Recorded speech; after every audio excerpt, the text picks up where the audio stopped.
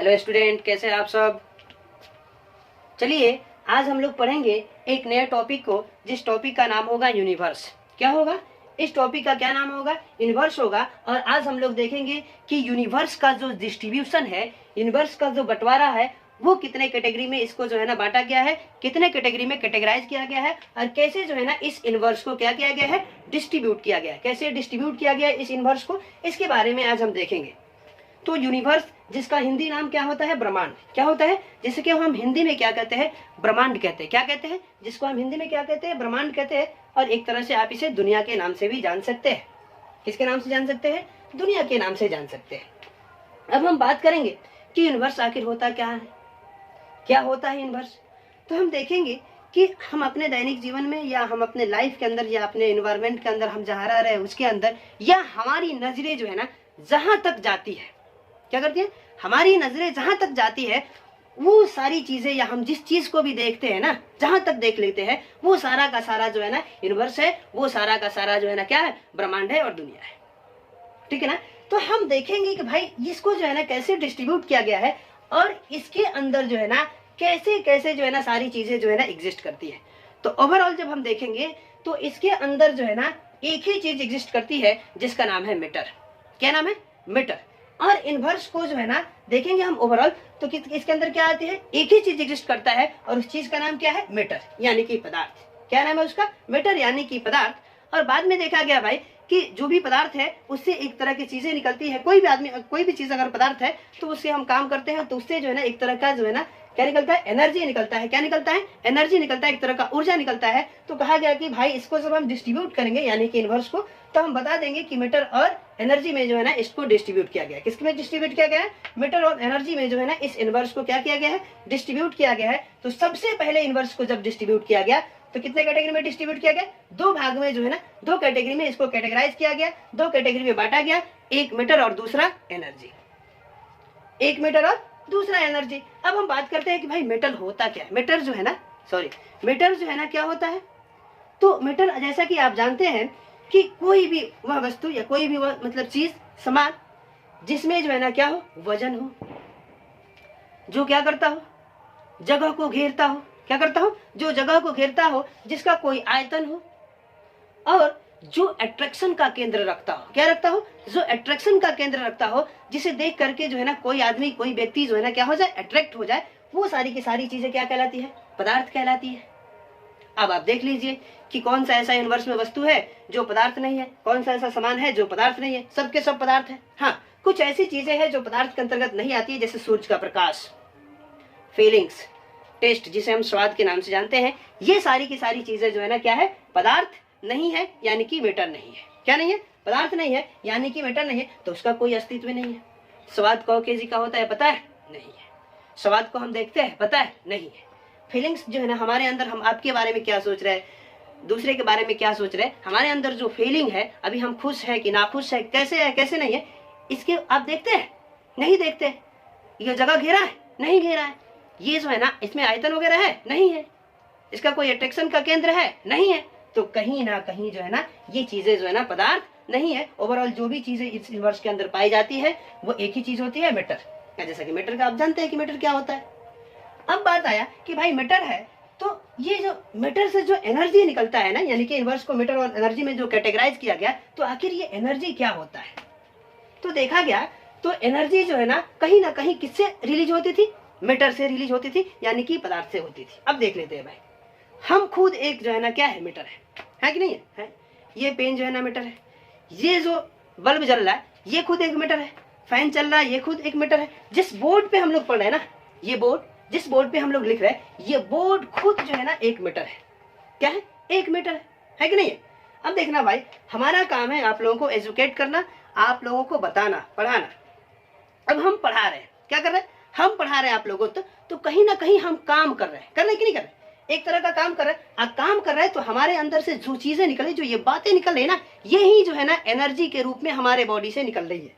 निकल रही कि नहीं निकल? तो देखो भाई, हम खुद मेटल है, हमारे से एनर्जी निकल रही है, हमारे से एक तरह का मतलब कोई चीज निकल रहा है, वही ना एनर्जी है वो। तो देखिए तो भाई, मैटर से एनर्जी निकला कि नहीं निकला? निकला ना। तो कहीं ना कहीं एनर्जी जो है ना रिलीज होती है, एनर्जी जो है ना निकलती है किससे? पदार्थ से। अब हम बात करते हैं भाई कि पदार्थ से जब एनर्जी निकलती है तो देख लेते, एक बार और देख लेते हैं कि हमारा मार्कर क्या है, एक तरह का पदार्थ है। अब मार्कर काम आता है लिखने का, क्या काम आता है, लिखने का। हम लाए इसको लिखने के लिए, तो ये मार्कर हमारा काम कर रहा है। क्या कर रहा है, मार्कर काम कर रहा है, यानी कि कहीं ना कहीं इस मार्कर से एक तरह का जो सब्सटेंस निकल रहा है ना, ये एनर्जी के रूप में निकल रहा है। किसके रूप में निकल रहा है, एनर्जी के रूप में निकल रहा है। मार्कर चूंकि क्या है, एक पदार्थ है, ऐसे लिख रहा है, एक एनर्जी रिलीज हो रहा है, तो कहीं ना कहीं इसी मार्कर से ना एनर्जी रिलीज हो रहा है, इसी मार्कर से ना मतलब ये इंक वगैरह निकल रहा है। तो यही इंक क्या है, एक तरह का एनर्जी है, और निकला किससे, इस मार्कर से। तो कहीं ना कहीं इसी पदार्थ से जो है ना क्या निकला, एनर्जी निकला। देखिए बल्ब का देख लीजिए, बल्ब अभी जो आपके सामने है, बल्ब क्या, लाइट, रोशनी के लिए लाया गया इसको। अभी ये जल रहा है, रोशनी दे रहा है, तो कहीं ना कहीं रोशनी किससे निकले, उस बल्ब से निकले। किससे निकले, बल्ब से निकली। और यही जो रोशनी है ना, क्या है, एक एनर्जी है। क्या है, एक एनर्जी है। जो रोशनी निकल रही है ना, यही रोशनी क्या है, एक तरह का एनर्जी है। तो ये कहां से आया, ये आया पदार्थ से। बल्ब एक पदार्थ है और इसी से निकल रहा है, ठीक है ना। तो कहीं ना कहीं जो एनर्जी होती है वो कहां से रिलीज होती है, मीटर के अंदर से रिलीज होती है, मीटर से रिलीज होती है। अब ये एनर्जी किसी मीटर को कहां से मिलता है, जैसे हम अपनी बात करें, हम खुद मीटर है, तो हमें एनर्जी मिल रहा है कहां से, भोज्य पदार्थ के रूप में। जो भी हम रासायनिक पदार्थ को क्या कर रहे हैं, खा रहे हैं, उपयोग कर रहे हैं भोज्य पदार्थों के रूप में अपने बॉडी के अंदर, ठीक है ना। उसी से जो है ना एक पोषक तत्व मिल रहा है, एक नहीं अधिक तरह के पोषक तत्व मिलते हैं, न्यूट्रिएंट्स मिल रहा है। यानी कि क्या मिल रहा है, पोषक पदार्थ या पोषक तत्व मिल रहे हैं, न्यूट्रिएंट्स। क्या मिल रहा है, न्यूट्रिएंट्स मिल रहा है। वही न्यूट्रिएंट्स जो है ना क्या करते हैं, हमको जो है ना एनर्जी प्रदान करते हैं, हमें जो है ना ऊर्जा देते हैं। क्या देते हैं, हमें जो ऊर्जा देते हैं। और वो क्या करते हैं, उसी ऊर्जा की वजह से जो है ना हम क्या करते हैं, आप लोगों को पढ़ा रहा है या कोई काम करते हैं, चलते हैं एक जगह से दूसरे जगह जाते हैं, किसी भी तरह के मतलब हम क्रियाओं का क्या करते हैं, संचालन करते हैं। क्या करते हैं, क्रियाओं का संचालन करते हैं। तो ये हमें मिलता कहाँ से, भोज्य पदार्थों के रूप में। जिन पदार्थों को हम खाते हैं, जिन रासायनिक पदार्थों को हम खाते हैं, वो पदार्थ हमारे अंदर जाते हैं, हमारे बॉडी के अंदर, पेट के अंदर जाते हैं, और पाचित होकर के तरह तरह के जो है ना पोषक पदार्थ, पोषक तत्वों को क्या करते हैं, प्रोड्यूस करते हैं, उत्पादित करते हैं। और वो पोषक तत्व जो है ना क्या होते हैं, हमें जो है ना एनर्जी देते हैं, हमें क्या करते हैं, एनर्जी देते हैं, जिसकी वजह से हम दिन भर की जैविक क्रियाओं को कर सकते हैं या करते हैं। अब बात करते हैं भाई कि मैटर को जो है ना कैसे डिस्ट्रीब्यूट किया गया।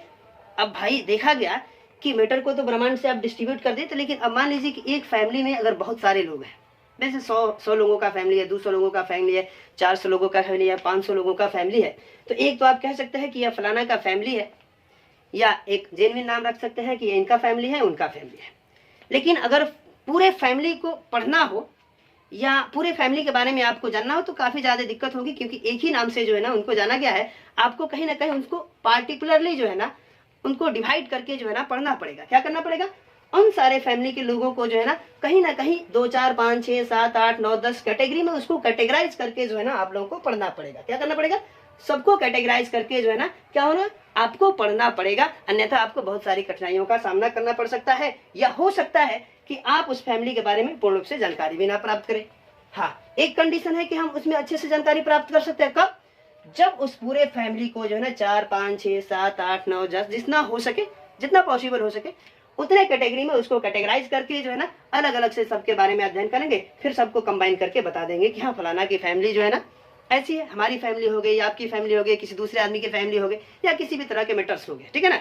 उनको हम जो है ना इस तरह से क्या कर सकते हैं, तोड़ करके उनके बारे में नॉलेज प्राप्त कर सकते हैं। ठीक उसी प्रकार मैटर तो सब है भाई, लेकिन सबको जो है ना एक ही तरह मतलब एक ही डिफिनेशन से या सबको एक ही कैटेगरी में रख करके जो है ना सभी मैटर को एक साथ एक जैसा समझ करके अगर हम नॉलेज प्राप्त करें या उनके बारे में जानकारी प्राप्त करें, ठीक है ना, तो थोड़ा हमें मुश्किल हो रहा था। तो फिर बाद में देखा गया, कहा गया कि चल भाई इसको भी हम डिस्ट्रीब्यूट कर देते हैं थोड़ा सा। तो इस मैटर को जो है ना 2 कैटेगरी में कैटेगराइज कर दिया गया। क्या किया गया, इस मैटर को जो है ना 2 कैटेगरी में कैटेगराइज कर दिया गया। कितने कैटेगरी में, 2 कैटेगरी में, 2 भागों में बांट दिया गया। पहला भाग था हमारा शुद्ध पदार्थ। क्या भाग था, पहला भाग था शुद्ध पदार्थ, और दूसरा भाग था क्या हमारा, अशुद्ध पदार्थ। और अशुद्ध पदार्थ को हम मिश्रण के नाम से भी जानते हैं। किसके नाम से जानते हैं, मिश्रण के नाम से जानते हैं। इसका इंग्लिश नाम है, मतलब मैटर को जो है ना 2 कैटेगरी में कैटेगराइज किया गया, एक प्योर मैटर और दूसरा इम्प्योर मैटर, और इसे हम मिक्सचर के नाम से भी जानते हैं। किसके नाम से जानते हैं, मिक्सचर के भी नाम से जानते हैं, प्योर मैटर और इम्प्योर मैटर, इसे हम मिक्सचर के नाम से भी जानते हैं, इम्प्योर मैटर को। अब कहा गया भाई कि मैटर तो आप बता दिए कि क्या होता है, तो अब जो है ना शुद्ध मैटर मतलब प्योर मैटर और इम्प्योर मैटर क्या होता है। आपने मैटर बताया, लेकिन प्योर और इम्प्योर मैटर क्या होता है इसके बारे में बताइए। तो कहा गया, आप लोग पहले हम देख लेते हैं अपने लैंग्वेज में। आप लोग देहात में कहते हैं कि शुद्ध पदार्थ, जैसे कि मान लेते हैं कि कोई नया पदार्थ लिया आप, ठीक है ना, जैसे हम बताए आपको, पानी ले लिए, बालू ले लिए, या किसी भी तरह का कोई चीज ले, जैसे चावल ले लिए, रोटी ले लिए, दाल ले लिए, या किसी भी तरह का कोई पदार्थ ले, राखी आप ले लिए, पुआल ले लीजिए, कोई भी चीज एक ले लीजिए, और उसमें किसी प्रकार का मिश्रण ना हो, मतलब केवल पुआल है, केवल मिट्टी है, केवल पानी है, केवल दूध है, केवल घी है, केवल दही है, या किसी भी तरह का कोई पदार्थ है, तो आप कहते हैं कि बेचारा ये शुद्ध है। और उसमें जब बाहर से कोई कंकड़ वगैरह पड़ जाता है, धूल कण पड़ जाती है, या किसी और तरीके का मतलब कोई भी चीज मिल जाता है, तो आप कहते हैं कि ये अशुद्ध हो गया। सेम वही लॉजिक काम करता है, लेकिन साइंस जो है ना इसको थोड़ा सा चेंज कर देता है, और साइंस कहता है कि वैसा पदार्थ जिसके सभी कण जो है ना एक ही तरह के रासायनिक गुण रखते हो। क्या करता है? वैसा पदार्थ जिन कणों से वो पदार्थ बना है, वो सभी कण जो है ना क्या होते हैं, एक ही तरह के रासायनिक गुण रखते हैं, ठीक है ना। उस पदार्थ को क्या कहते हैं? शुद्ध पदार्थ के नाम से जानते हैं। किस पदार्थ को? उस पदार्थ को क्या करते हैं? शुद्ध पदार्थ के नाम से जानते हैं। अब बचा हमारा अशुद्ध पदार्थ, इम्प्योर मैटर। वैसा पदार्थ जो पदार्थ बना है ना, वो जो पदार्थ बना है, उस पदार्थ के जितने भी तरह के मतलब क्या है, कण है, वो अलग अलग तरह के गुण रखते हैं। वो उन सारे कणों से मिलकर बने हुए पदार्थ को हम क्या कहेंगे? इम्प्योर मैटर, यानी कि अशुद्ध पदार्थ के नाम से जानते हैं। तो साइंस क्या कहता है कि वैसा पदार्थ जिनके सभी कण जो है ना एक ही तरह के रासायनिक गुण जो है ना रखते हैं, क्या करते हैं? एक ही तरह के रासायनिक गुण रखते हैं, उसे हम क्या कहते हैं? शुद्ध पदार्थ, यानी कि प्योर मैटर कहते हैं। और वैसा पदार्थ जिनके सभी रासायनिक कण अलग अलग गुण रखते हो, या अलग अलग रासायनिक गुण रखने वाले कणों से मिलकर के बने हो, उसे हम क्या कहेंगे? अशुद्ध पदार्थ कहेंगे, या उसे हम मिक्सचर भी कह सकते हैं। या कह सकते हैं कि बहुत सारे दो या दो से अधिक शुद्ध पदार्थों के मिलावट से जो है ना क्या बनता है? इम्प्योर मैटर बनता है, यानी कि मिक्सचर बनता है, यानी कि मिश्रण और अशुद्ध पदार्थ, मिश्रण या अशुद्ध पदार्थ बनता है। इस तरह से आप सीधे कह सकते हैं कि मतलब दो या दो से अधिक जो है ना क्या होता है? Pure matter. प्योर मैटर यानी कि शुद्ध पदार्थों के मिश्रण से जो है ना क्या बनता है? इम्प्योर मैटर बनता है, यानी कि मिक्सचर और अशुद्ध पदार्थ जो है ना बनता है, या मिश्रण बनता है। आप इस तरह से इसको कह सकते हैं। अब हम आगे चलते हैं। देखा गया कि भाई ठीक है, आप प्योर मैटर और इम्प्योर मैटर में तो डिवाइड कर दिए, लेकिन इससे भी काम नहीं चलेगा। ये भी थोड़ा सा जटिल हो जा रहा था। सोचे कि भाई अब इसको भी हम डिस्ट्रीब्यूट करें, तो इसको भी जो है ना यहाँ पे जो एक नंबर हमारा है प्योर मैटर को जो है ना दो कैटेगरी में कैटेगराइज किया गया, और फिर इम्प्योर मैटर को जो है ना दो कैटेगरी में कैटेगराइज किया गया। प्योर मैटर को जो है ना दो कैटेगरी में कैटेगराइज किया, जिसमें पहला हमारा एलिमेंट यानी कि तत्व, दूसरा हमारा कंपाउंड यानी कि यौगिक।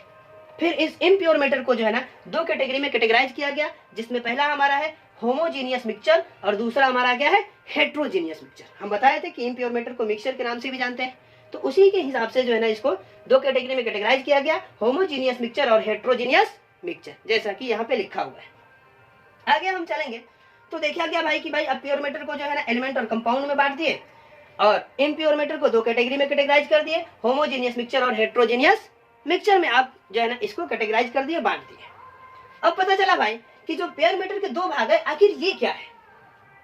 तो कहते क्या है कि वैसा शुद्ध पदार्थ, क्या कहते हैं? वैसा शुद्ध पदार्थ जिसके जो है ना कंस्टिट्यूएंट पार्टिकल्स, यानी कि जिसके अवयवी जो कण होते हैं, या इस तरह से कह सकते हैं जो कण होते हैं वो केवल जो है ना एक ही प्रकार के पार्टिकल्स से जो है ना एक ही प्रकार के पार्टिकल्स से मिलकर के क्या होते हैं? बने होते हैं। उसे हम क्या कहते हैं? एलिमेंट्स के नाम से जानते हैं। अब बचा ये कंपाउंड्स क्या है? यानी कि वैसा कोई शुद्ध पदार्थ जो है ना एक ही तरह के रासायनिक गुण रखने वाले, या एक ही तरह के उसके कंस्टिट्यूएंट सारे के सारे जो है ना, जो वैसा पदार्थ जिसके सारे के सारे कंस्टिट्यूएंट पार्टिकल्स क्या हो? एक ही तरह के गुण रखते हो, और एक ही तरह के कंस्टिट्यूएंट पार्टिकल से क्या हो? वो मिलकर के बना हो। उसे हम क्या कहेंगे? उसे कहेंगे एलिमेंट, यानी कि तत्व। क्या कहेंगे? एलिमेंट यानी कि तत्व। अब ये हमें आ गया कंपाउंड यानी कि यौगिक। तो कह सकते हैं कि जब तत्व यानी कि 1 2 3 4, एक तो नहीं हो सकता है, दो या दो से अधिक, 3 4 5 6, यानी कि जब दो या दो से अधिक, आप जितना अधिक कर लीजिए, ठीक है ना, 2 और मोर्स, ठीक है ना, दो या दो से अधिक तत्व जब आपस में कंबाइन हो जाते हैं, ठीक है ना, तो एक नए कंपाउंड का, नए पदार्थ का निर्माण करते हैं, और वो पदार्थ यौगिक के रूप में सामने आता है। और इसी को हम क्या कहते हैं, यौगिक यानी कि कंपाउंड कह सकते हैं। तो हम कह रहे हैं क्या कि जब दो या दो से अधिक एलिमेंट आपस में कंबाइन हो जाते हैं तो यौगिक बना लेते हैं। क्या करते हैं, यौगिक का निर्माण कर लेते हैं। अभी ये तक समझ आ गया। अब हम बात करते हैं ये जो मिक्सचर है यानी कि इम्प्योर मेटल है, इसको दो कैटेगरी में कैटेगराइज किया गया, होमोजीनियस मिक्सचर और हेट्रोजीनियस मिक्सचर। तो होमोजीनियस मिक्सचर और हेट्रोजीनियस मिक्सचर क्या होता है, तो कहते हैं होमोजीनियस, देखिए इसका हिंदी लिखा है समांग मिश्रण और इसका लिखा है विसमांग मिश्रण। तो होमो का मतलब होता है सेम, क्या, होमो का मतलब होता है सेम। यहाँ पे जो लिखा है हेट्रो, हेट्रो का मतलब होता है फेट्रो। हेट्रो का मतलब क्या होता है, फेट्रो। तो कहने का मतलब क्या है कि इसमें जो है ना हम कह सकते हैं कि वैसा मिश्रण, होमोजीनियस में यानी कि वैसा अशुद्ध पदार्थ या वैसा मिक्सचर जिसमें दो या दो से अधिक पदार्थ आपस में कंबाइन तो हुए हैं, लेकिन वो इस तरह से कंबाइन हुए हैं कि हमें एक ही तरह के पदार्थ दिखाई दे रहे हैं, एक ही तरह के पदार्थ दिखाई दे रहे हैं। तो उस तरह का जो मिश्रण होता है उसे हम कहते हैं समांगी मिश्रण या समांग मिश्रण आप कह सकते हैं। उसको इंग्लिश में होमोजीनियस मिक्सचर के नाम से जाना जाता है। यानी कि वैसा मिश्रण या वैसा अशुद्ध पदार्थों का मिश्रण जिसमें दो या दो से अधिक पदार्थ आपस में मिले हैं, कंबाइन तो हुए हैं, लेकिन वो इस तरह से जो है ना मिल गए हैं, इस तरह से जो है ना एक दूसरे में समायोजित हो गए, खूब अच्छे से मिल गए हैं, जिससे हमें दिखाई दे रहा है कि वो एक ही तरह के पदार्थ है। कितने तरह के पदार्थ है, वो एक ही तरह के पदार्थ हमें दिखाई दे रहे हैं, ठीक है ना। उस तरह के जो मिश्रण है उसे हम कहते हैं क्या, होमोजीनियस मिक्सचर यानी कि समांग मिश्रण, या उसे हम कहीं कहीं समांगी मिश्रण भी बोल सकते हैं हड़बड़ सड़बड़ में, ठीक है ना, ये लिख सकते हैं। तो वैसा मिश्रण, अशुद्ध पदार्थों का वैसा मिश्रण, वैसा मिलाप जिसमें दोनों जो है ना दो या दो से अधिक जो भी पदार्थ उसमें मिलाया गया हो सब इतने अच्छे से मिल गए हो, ठीक है ना, कि हमें एक ही तरह का पदार्थ दिखाई देता है। जैसे देख लीजिए चीनी और जल का मिश्रण, अगर चीनी और जल को हम जब आपस में खूब अच्छे से मिक्स कर देंगे, मिला देंगे, कहीं रख देंगे, तो बाहर से कोई व्यक्ति अगर आकर के देखता है तो देख करके पता नहीं लगा सकता है कि इसमें चीनी और जल मिलाया गया है, जब तक कि वो उसे टेस्ट ना करे। दूसरी चीज, हम पानी और नमक का मिश्रण भी ले सकते हैं। पानी और नमक के मिश्रण को जब आप लीजिएगा तो देखिएगा कि वो भी एक दूसरे में इस तरह से समायोजित हो जाता है कि जब भी आप देखिएगा तो लगेगा कि एक ही चीज वहां पे रखा हुआ है, केवल पानी रखा हुआ है, जब तक कि आप टेस्ट ना करें। अब यहाँ पे हेट्रो यानी कि अशुद्ध पदार्थों का वैसा मिश्रण जिसमें दो या दो से अधिक पदार्थ मिले हो, लेकिन वो इस तरीके से ना मिले हो, ठीक है ना, जो एक समान दिखाई दे। जैसे कि बात करते हैं पानी में जब हम बालू को मिला देंगे या मिट्टी को मिला देंगे तो कोई भी आदमी देखेगा तो कह देगा भाई कि इस पानी में जो है ना मिट्टी मिलाया गया है, इस पानी के अंदर जो है ना बालू मिलाया गया है, ठीक है ना। तो हम कह सकते हैं कि मिक्सचर यानी कि जो इम्प्योर मेटल का वह प्रकार है विसमांग मिश्रण जिसमें जो है ना दो अशुद्ध पदार्थ, दो या दो से अधिक अशुद्ध पदार्थ आप कह सकते हैं, दो या दो से अधिक अशुद्ध पदार्थ आपस में मिले तो है लेकिन वो अच्छे से नहीं मिल पाए हैं, उनके जो कंस्टिट्यूएंट पार्टिकल्स है ना वो अच्छे से एक दूसरे में समायोजित नहीं हुए हैं और वो हमें एक जैसा दिखाई नहीं दे रहा कि एक ही तरह का कोई जो है ना पदार्थ रखा हुआ है। वो जो है ना दिखाई दे रहा है कि हाँ ये समान पदार्थ तो मिला हुआ है, लेकिन पानी में जैसे कि बालू मिला देना तो पानी में बालू मिला हुआ है, ये एक तरह का क्या हो गया, विसमांग मिश्रण हुआ। यानी कि कह सकते हैं कि विसमांग मिश्रण जो है ना अशुद्ध पदार्थों का वैसा मिश्रण है जिसमें दो तीन पदार्थ जो है ना आपस में मिलता तो है लेकिन वो पूर्ण रूप से एक दूसरे में समायोजित नहीं होता है, ठीक है ना। उस तरह के हम मिश्रण को क्या कहते हैं, विसमांग मिश्रण के नाम से जानते हैं। किसके नाम से जानते हैं, विसमांग मिश्रण के नाम से जानते हैं।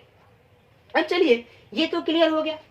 अब हम बात करते हैं इसमें जो प्योर मेटल का जो डिस्ट्रीब्यूशन था एलिमेंट और यौगिक, यौगिक यानी कि कंपाउंड और एलिमेंट के बारे में, यानी कि तत्व और यौगिक के बारे में।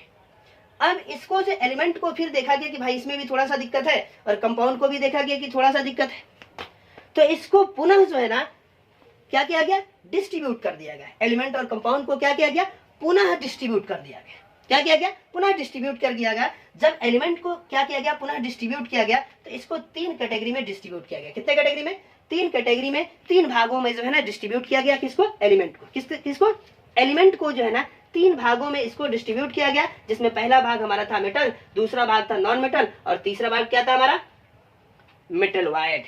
इसमें पहला भाग क्या था, जैसे कि यहाँ पे हम लिख देते हैं, छूट गया है, पहला हमारा क्या है मेटल, दूसरा है नॉन मेटल और तीसरा क्या है हमारा मेटलवाइड। फिर इस कंपाउंड को जो है ना दो कैटेगरी में कैटेगराइज किया गया, जिसमें पहला हमारा है ऑर्गेनिक कंपाउंड और दूसरा हमारा है इनऑर्गेनिक कंपाउंड। पहले को हिंदी में कार्बनिक यौगिक और दूसरे को हिंदी में क्या बोलते हैं, अकार्बनिक यौगिक कहते हैं और बोलते हैं। अब बात करते हैं भाई कि एलिमेंट, देखिए यहाँ पे लिखे हैं 118। ये 118 क्यों लिखे हैं पता है, क्योंकि अभी तक जो ज्ञात तत्व है ना, अभी तक जो ज्ञात एलिमेंट है वो टोटल 118 है।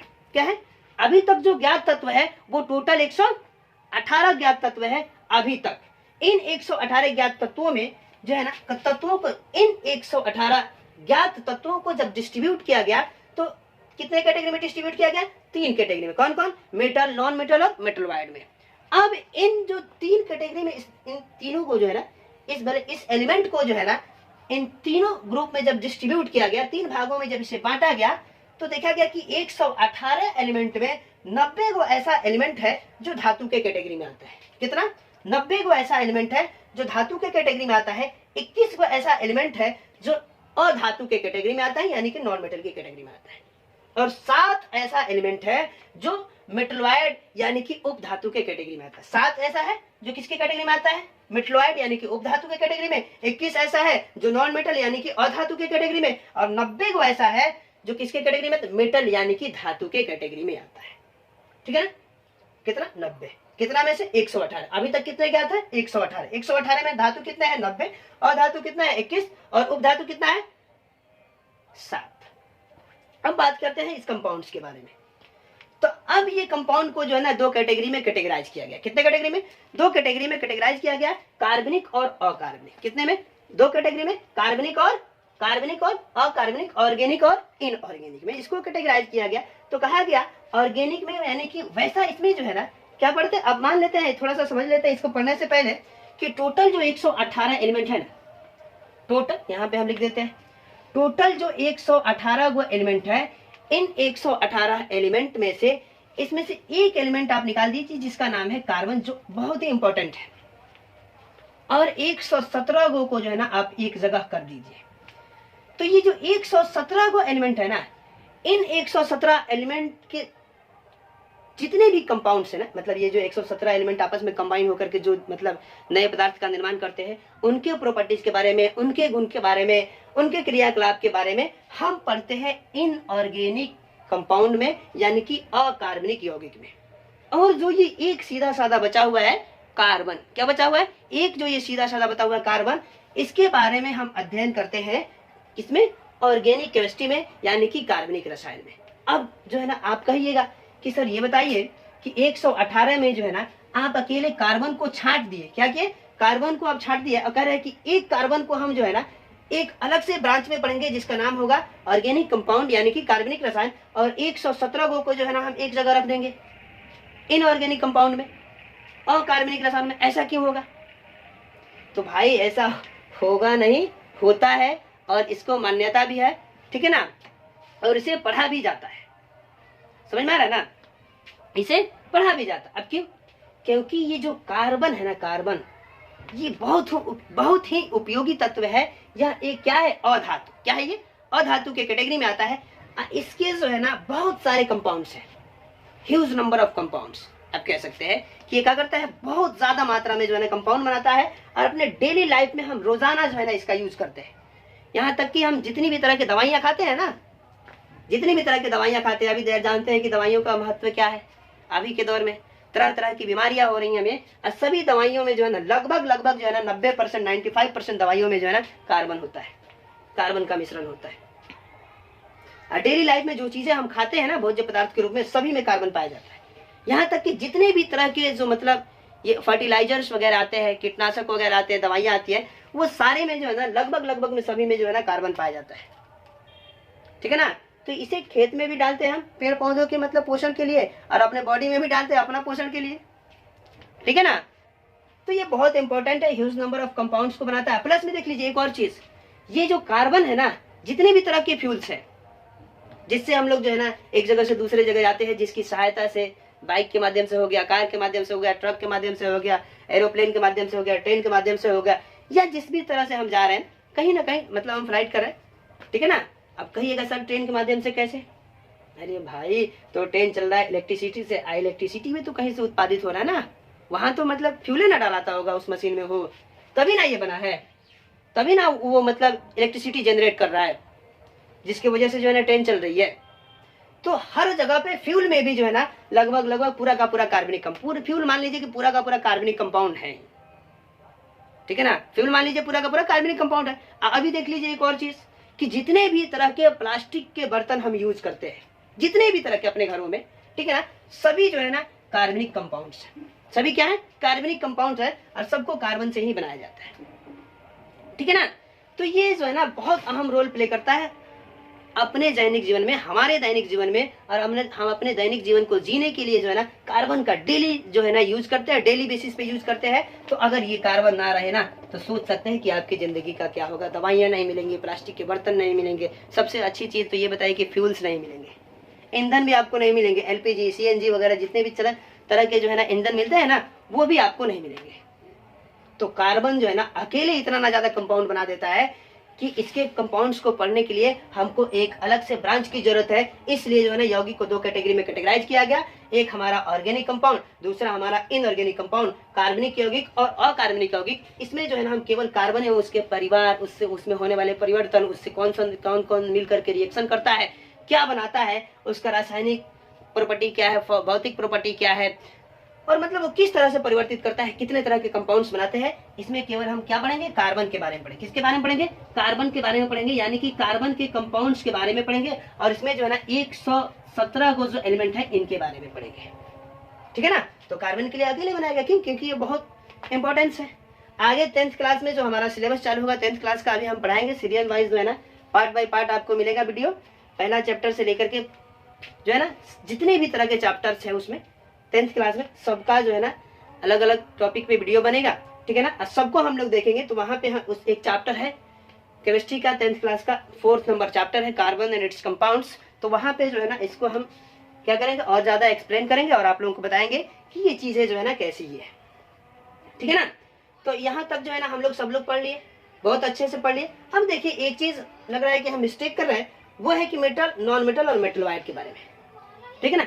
तो मेटल जैसा आप जानते हैं कि वैसा तत्व जो क्या करता हो, साउंड प्रोड्यूस करता है। क्या करता हो? जो साउंड प्रोड्यूस करता हो, जिसमें चमक होती हो और जो आघातवर्ध होता हो। क्या होता हो? आघातवर्ध होता हो, जिसे पीट करके जो है ना पतले चादर के रूप में परिवर्तित किया जा सकता हो। और एक चीज और है कि वो तन्ने भी हो, उसे खींच कर जो है ना तार भी बनाया जा सकता हो। उस तरह के गुण रखने वाले जो भी तत्व है उसे हम क्या करते हैं? धातु कहते हैं। क्या कहते हैं? धातु कहते हैं। और धातु में एक स्पेशल गुण भी होता है कि यह विद्युत का क्या करता है? चालन करता है। यह विद्युत का क्या होता है? सुचालक होता है। क्या होता है? सुचालक होता है। अब देख लीजिए धातु के जस्ट अपोजिट, यानी कि वैसा तत्व जो विद्युत का चालन नहीं करता हो, जिसमें चमक नहीं पाई जाती हो, जो आघातवर्ध ना हो, जो तन्य ना हो, जो साउंड प्रोड्यूस नहीं करता हो, उसे हम क्या कहेंगे? अधातु कहेंगे। क्या कहेंगे? अधातु कहेंगे। तो अधातु की टोटल संख्या कितनी है? 21, और धातु की टोटल संख्या कितनी है? 90। अब हम बात करते हैं मेटलॉइड यानी कि उपधातु। तो उपधातु मतलब बीच बीच हुआ। क्या कहते हैं? इसको हम बीचों बीच कह सकते हैं कि इसके अंदर ये दोनों का गुण पाया जाता है, यानी कि वैसा तत्व जिनमें जो है ना धातु और अधातु दोनों का गुण का जो है ना पाया जाता हो, उसे हम क्या कहते हैं? उपधातु के नाम से जानते हैं। तो ये उपधातु टोटल कितने हैं? 7 है। कितने हैं? 7 है। अब देख लीजिए इसका तो उपयोग धातु को जानते हैं। धातु से बनी जितनी भी तरह की चीजें आप देखते हैं। और धातु जो है ना अधिकतर गैसियस स्टेट में पाया जाता है, धातु अधिकतर जो है ना सॉलिड स्टेट में पाया जाता है, और धातु अधिकतर जो है ना गैसियस स्टेट में पाया जाता है। ये जो मेटलॉइड है, उपधातु है, ये भी अपना जो है ना सॉलिड स्टेट में पाए जाते हैं, क्योंकि जो है ना देखिए ना नाम पड़ा है उपधातु। कहीं ना कहीं भाई ये धातु का गुण और अधातु दोनों का रखा है, इसलिए इसका उपधातु। तो ये जो है ना सॉलिड स्टेट में पाया जाता है। अब सब में जो है ना, अब ये नहीं है कि ये गैसियस स्टेट में बताए हैं तो ये जो है ना ये लिक्विड स्टेट में नहीं रहता है या सॉलिड स्टेट में नहीं रहता है, ये भी रहता है, लेकिन अधिकतर की बात बोले, ठीक है ना। 21 में जो है ना अधिकतर जो है ना क्या रहते हैं? गैसियस स्टेट में रहते हैं। अब 5-6 ऐसे मतलब अधातु है जो सॉलिड स्टेट में भी पाए जाते हैं, और एक आध है जो लिक्विड स्टेट में भी पाया जाता है, जो हम आगे पढ़ेंगे, ठीक है ना। तो ये नॉन मेटल, इसका उपयोग कंपनी में बड़े लेवल पर किया जाता है। इसमें कार्बन भी आता है, ठीक है ना। और इसका उपयोग आप जानते हैं ना सामान वगैरह, जैसे कि फैन बनाने में, आप समझ सकते हैं बेंच बनाने में, टेबल बनाने में, जितने भी तरह के लोहा की रडें आ रही है, पुल वगैरह बनाने में, जो हम ये जो हमारा टीन है ना, ये सारे के सारे जो है ना जितने भी तरह के मतलब ये आप कह सकते हैं कि उपयोगी पदार्थ है, आप जानते हैं मेटल। ये जो मेटलॉइड है ना, इसका उपयोग किया जाता है टेक्निकल सामान को जो है ना बनाने में, जैसे कंप्यूटर हो गया, मोबाइल हो गया, उसके पार्ट पुर्जे में जो है ना इस अधातु का उपधातु का बने क्या किया जाता है? इस उपधातु का उपयोग किया जाता है टेक्निकल सामान को बनाने में, मोबाइल कंप्यूटर वगैरह के पार्ट्स वगैरह जो है ना बनाने में। और बात करते हैं कि टोटल जो ये मतलब तत्व है, देखिए यहाँ पे एक चीज लिखा हुआ है नोट में। क्या लिखा हुआ है नोट में? यहाँ पे देखिए आप गौर से, लिखा हुआ है नोट में। क्या लिखा हुआ है? लिखा है कि 118 तत्वों में जो है ना 94 तत्व हमें प्रकृति से मिलते हैं। बाकी कितना? 94 तत्व। बाकी यहाँ पे सॉरी गलती हो गया थोड़ा सा, बाकी 24 तत्व। कितने तत्व? बाकी जो है ना 24 तत्व जो है ना मानव निर्मित है, यानी कि मानव द्वारा संश्लेषित है। क्या है? मानव द्वारा बनाए गए। मानव निर्मित का मतलब मानव द्वारा जो है ना बनाए गए। नहीं चल रहा है, सॉरी। 24, ठीक है। देखिए नोट में लिखा हुआ है 118 तत्वों में 94 तत्व हमें प्रकृति से मिलते हैं। बाकी 24 तत्व जो है ना मानव निर्मित है, यानी कि मानव द्वारा संश्लेषित किए गए हैं। ये था पूरा का पूरा इनवर्स। और इनवर्स में जहां तक मेरा नॉलेज है वहां तक हम बता दिए है। आगे जो है ना टॉपिक बनेगा metal, non metal, metalloid, organic compound, inorganic compound, homogeneous, heterogeneous, सब पे एक अलग अलग सा टॉपिक होगा। इसमें जो मतलब था उतना तो हम बता दिए है। बाकी जो है ना कल हम अगले वीडियो में जो है ना कवर करेंगे। बाकी जो है ना आप लोग कमेंट, लाइक और शेयर करते रहिए। चैनल को सब्सक्राइब कर दीजिए। और देखिए आपका छोटा भाई क्या क्या करता है, क्या नहीं करता है। आप भाई समझिए, सर समझिए, जो भी समझिए जो है ना, या आप अपना बच्चा समझिए। किसी भी तरीके से कर करके जो है ना आप पढ़िए। अगर कहीं गलती होता है तो आप कमेंट करिए और कहिए कि हाँ सर ये गलती है, हाँ बाबू ये गलती है, हाँ भैया ये गलती है। उसको जो है ना हम क्या करेंगे, उस पर विचार करेंगे और उसको जो है ना हम सुधारेंगे। अभी जो है ना हम लोग का पहली बार है तो गलती हो सकता है, तो उस गलती को जो है ना आप लोग इग्नोर करिएगा और कमेंट में जो है ना जरूर लिखिएगा। हम लोग उसको जरूर सुधारेंगे।